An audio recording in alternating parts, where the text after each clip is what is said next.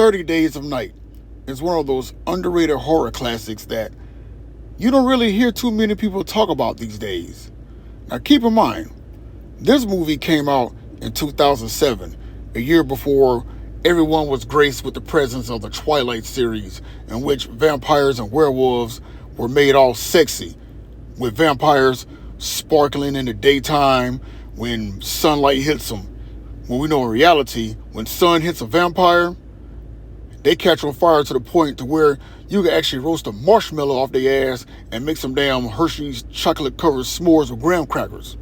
And not only that, we were also stuck with Team Edward, Team Jacob, all that crap, pretty much just making people not scared of vampires and werewolves. But I digress. Now, in this film, you have the residents of the town of Burroughs, Alaska, who are preparing themselves for the month-long polar night. Hence the reason as to why this movie is called 30 Days of Night. But unbeknownst to them, within this 30 days, they're going to have to survive the onslaught of these terrifying, barbaric, and savage vampires, all led by the leader Marlowe, who was nothing more than just bloodshed. No rhyme, no reasoning, just bloodshed. And good grief. The one thing I like about the vampires in this film is that they have that demonic and gory, scary, horrifying, terrifying presence to them. And another thing I like about this movie as well, the residents in this movie, there's nothing special about them. You have Josh Hartnett, who plays as a sheriff. He's trying to, repair his marriage with his wife. Okay? Nothing special about these characters in here. Nobody is a vampire hunter.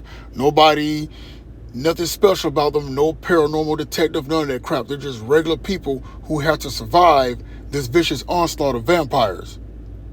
And they're pretty much left on their own to fend for themselves.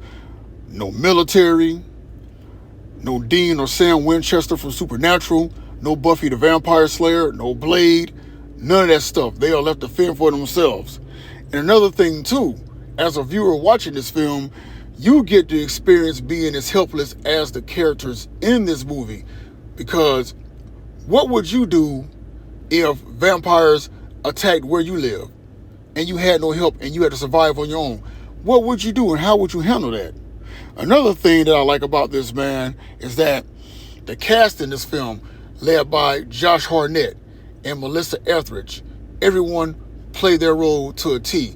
And Danny Houston, as the leader of the vampires, Marlowe, terrifying as hell. I mean, what else could you expect from a movie such as this?